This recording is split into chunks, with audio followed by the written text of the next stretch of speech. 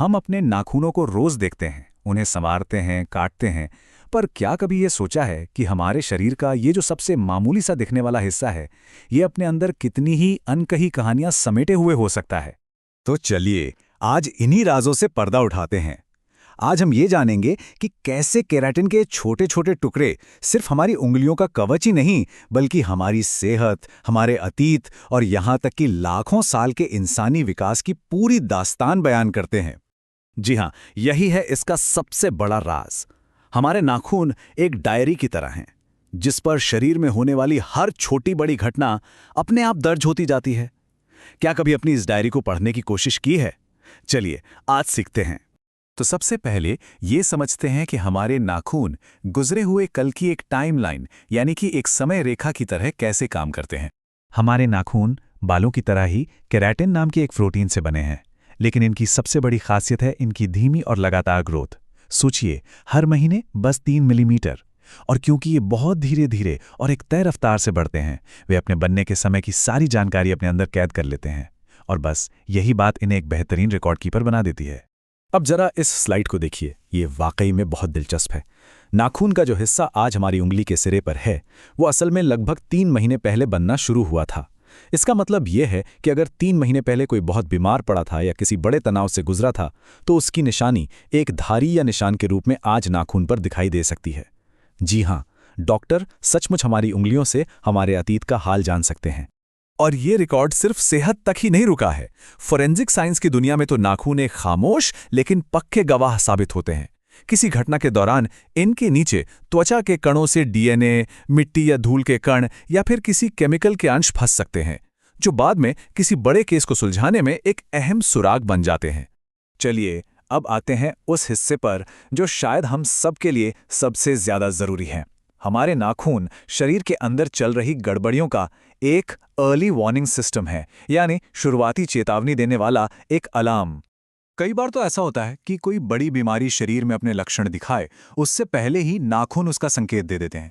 जैसे हल्के पीले या सफेद नाखून खून की कमी यानी अनीमिया का इशारा हो सकते हैं।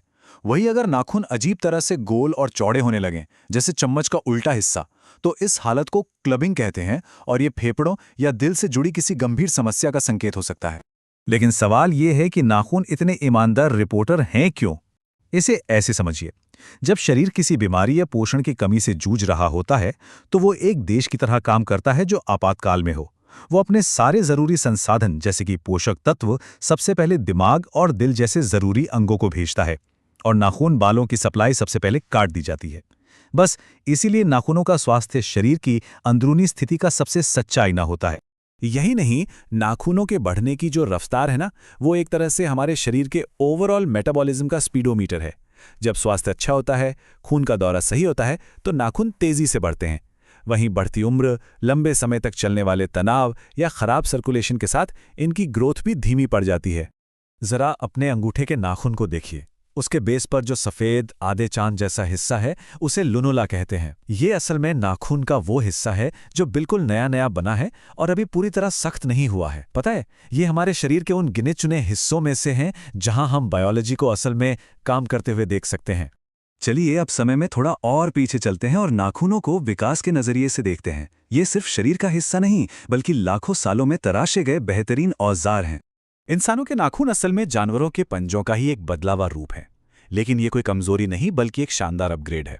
विकास ने हमें जानवरों जैसी फाड़ने की ताकत के बदले कुछ ज्यादा कीमती दिया, और वो है सटीक पकड़ और महसूस करने की बेहतरीन क्षमता। नाखून हमारी उंगलियों के सिरों को एक मजबूत आधार देते हैं, जिससे हम बारीक से बारीक चीजों को पकड़ और महसूस कर पाते हैं। इसी क्षमता ने हमें औजार बनाना और इस्तेमाल करना सिखाया। अच्छा, अब आते हैं कुछ ऐसे मजेदार और हैरान कर देने वाले सच पर जो हमारी नजरों के ठीक सामने हमारे नाखूनों में ही छिपे हैं। हमें जो नाखून दिखाई देता है वो तो बस नेल प्लेट है जो मरे हुए केराटिन सेल से बनी है। असली एक्शन तो त्वचा के नीचे छिपे नेल मैट्रिक्स में होता है। इसे नाखून की फैक्ट्री समझिए। यहीं पर नए सेल्स बनते हैं और नाखून को आगे धकेलते हैं। अगर इस मैट्रिक्स को गहरी चोट लग जाए तो नाखून का आकार हमेशा के लिए बदल सकता है। क्या कभी इस बात पर गौर किया है कि जिस हाथ से ज्यादा काम करते हैं उसके नाखून दूसरे हाथ के मुकाबले ज्यादा तेजी से बढ़ते हैं? ये कोई वहम नहीं है, ज्यादा इस्तेमाल का मतलब उस हाथ में ज्यादा खून का दौरा, और ज्यादा खून का दौरा मतलब ग्रोथ के लिए ज्यादा पोषण। ये इस बात का सीधा सबूत है कि हमारा शरीर जरूरत के हिसाब से खुद को कैसे ढालता है। नाखून चबाने को हम अक्सर एक बुरी आदत ही समझते हैं, है ना? लेकिन इसके पीछे की कहानी थोड़ी गहरी है। कई लोगों के लिए ये दिमाग का खुद को नियंत्रित करने और शांत करने का एक तरीका है, जो तनाव और चिंता से जुड़ा होता है। ये इच्छा शक्ति से ज्यादा हमारे नर्वस सिस्टम का मामला है। और आखिर में स्वस्थ नाखूनों में जो एक हल्की सी चमक होती है, वो क्या है? वो कोई क्रीम या तेल का कमाल नहीं है, बल्कि शुद्ध भौतिकी है।